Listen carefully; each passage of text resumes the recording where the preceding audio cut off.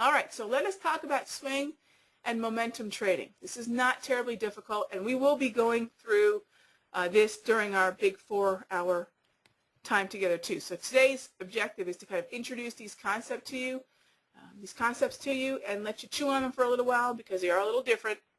Okay? And that way you can go ahead and think about this and see how this applies to your trading. All right? Okay, so, got another quick question here, which I think is a good question to address very quickly, which is how do you put the prices on your Fibos? Basically, all you do in the description column where you have the percentage is just use the @ symbol, the percentage symbol, and then the $ sign.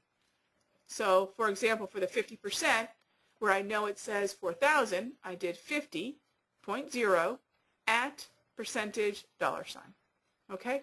So thank you for that question. All right, so what is swing trading? I'm going to define it the way I was taught and the way I believe it's most applicable, and that is it is a trend trading strategy. Swing trading assumes the trend will continue and you are following the trend. The name swing comes from the swings or bounces or corrections in a downtrend, and they would be considered pullbacks in an uptrend. So these swings meaning we're heading lower and then we swing up. We swing up and swing up and swing up. That's swing trading. Okay, it has nothing to do with the time frame. It has nothing to do with this 3 to 5 day measurement, which I've always thought to be quite nonsensical in all due respect. 3 to 5 days is about as random a time for putting on a trade as anything, because it doesn't assume, it assumes that people are trading the daily chart all the time. I mean, I don't know. Okay, swing trading, the way I was taught, and the most logical definition I've ever found, is that you are taking advantage of the corrections within a trend. But that also presumed that you understood how to recognize a trend. I think with the wave, the trend recognition becomes much more accurate, and the idea of understanding a reversal versus a correction, we have that line in the sand, which is the wave itself. So as long as this market is moving downward, as long as my wave is pointing down within the look back of 4 to 6 o'clock, so I've got this, so on a daily chart I've got the 1-year look back, as long as the angle of my wave is pointing down at 4 to 6 o'clock, and as long as prices are below the top line of my wave, anything between whatever low we are and the top line, the 34 EMA high, that is all correction. Those could all be considered swings. And they will be levels, these highs that we reach, these peaks, whether they be a Fibonacci or maybe the bottom line of my wave or the middle line of my wave. These swings will be corrections that I will short into in an effort to follow this overall downtrend. So the overall entry feels kind of unusual because it feels kind of contrarian. But the overall trade is very much trend following. Okay? It's still very much a trend following approach. And again, how do I know the difference between a correction and a reversal? In this case, right now, on the Euro-US dollar, anything below the 34 EMA high is a swing or correction. If we break the 34 EMA high while it's moving down at between 4 to 6 o'clock, it then becomes a reversal.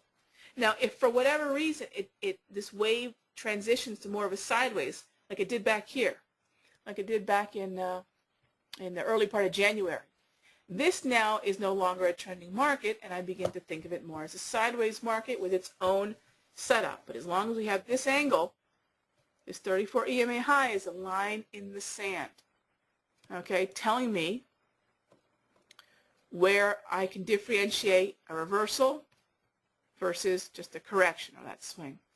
So the way I like to swing trade is, obviously I like to recognize those trending markets. Now, this is where the group participation part will be fun. If you guys have a particular pair or time frame that you're looking at, please let me know, because I'll go ahead and put it up on the screen, and we'll go ahead and analyze that thing right now here in the room, because proof's in the pudding. I don't believe in going, if I wanted to go back and pick the well-chosen example all night long, I could do that. But you know what? It's boring for me, and it wastes your time. I think the best thing we can do is analyze the live market, which is why you'll never find me do anything but talk in front of my charts and the live charts to boot. Okay? So if there's a pair or a time frame that you want to discuss, type it in and we'll go ahead and utilize these lessons right on there, and I'll talk about momentum versus swing trading while we're doing it. Here is the 1 hour Euro US dollar chart. Okay, and make sure you give me a time frame too. I see most of you gave me time frame and pair. Thank you very much. Shows me you guys are thinking, because that's the way we look at charts, not just the pair, but the time frame as well. So thank you very much. So we got one here for the 60-minute cable. Let's go ahead and jump on that. Thank you very much, Neil. So 60-minute, and I'm going to go ahead and jump over to the cable. And what's the first step? What's the very first step? Who here knows the very first step of our analysis? Market look back, right? So what's our look back for the 60-minute chart? This is where we're putting the pieces together, my friends. What is the look back? 2 weeks, right? So I have the 24th here, or actually what's going to be the 23rd still, and then the 11th. Is that about 2 weeks? Will that work? Sure. If you want to go a little bit more, that's fine. Here we have basically 3 weeks, just over 3 weeks. Okay? Regardless of whether you go 3 weeks, which is what we're looking at right now, or if you go 2 weeks, which is what I'm going to jump over to, what can you say about the angle of the wave? It's not really sharply down, is it? Would you call this a very solid downtrend?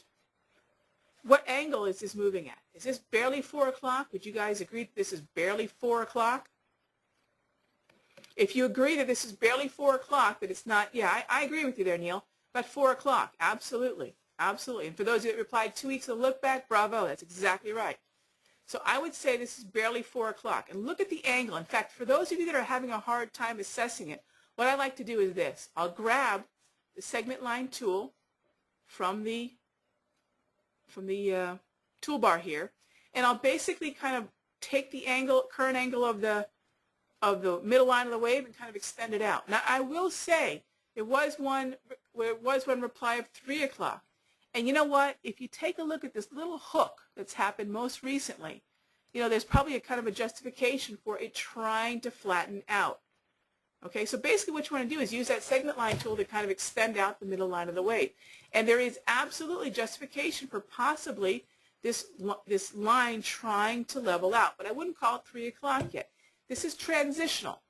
The minute you start saying, well, it could be this or it could be that, immediately your brain should go, whoop, this is transitional. And what that means is you're likely looking at a 2 to 4 o'clock angle.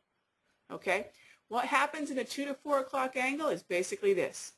We're now in distribution, and you want to go about identifying the support and resistance in the market, the near-term support and resistance, and you're likely going to end up fading those levels. This is a very aggressive style. This is neither momentum nor swing trading. Okay, so if I was looking for a momentum trade or a swing trade, there's no trend to follow here right now, not on this time frame. Okay, so for our purposes here, I would tell you go ahead and move on. Fading a market or playing within a range is rather aggressive. It's rather aggressive. So I would tell you, continue to look through the market. Do what I call triage. Look at more pairs, look at more time frames, and continue to assess, are there other setups that could be a little bit more on the conservative side, something in line with the swing trading or the momentum trading, which are the core setups. All right, so let's see. That is an example of when to kind of sit on your hands, which makes it an invaluable chart to look at. Okay, so let's see. That was the 1 hour cable. How about the 4 hour dollar yen? Okay, 4 hour dollar yen.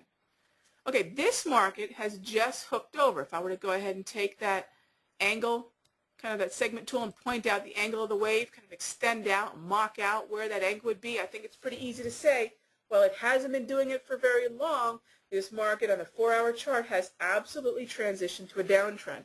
But it's relatively fresh, and the distance from where we are now at 90.20 up to the distance of the bottom line of the wave, 90.70, is about 50 pips. What about the option of maybe a Fibonacci? draw a quick Fibonacci here, and I could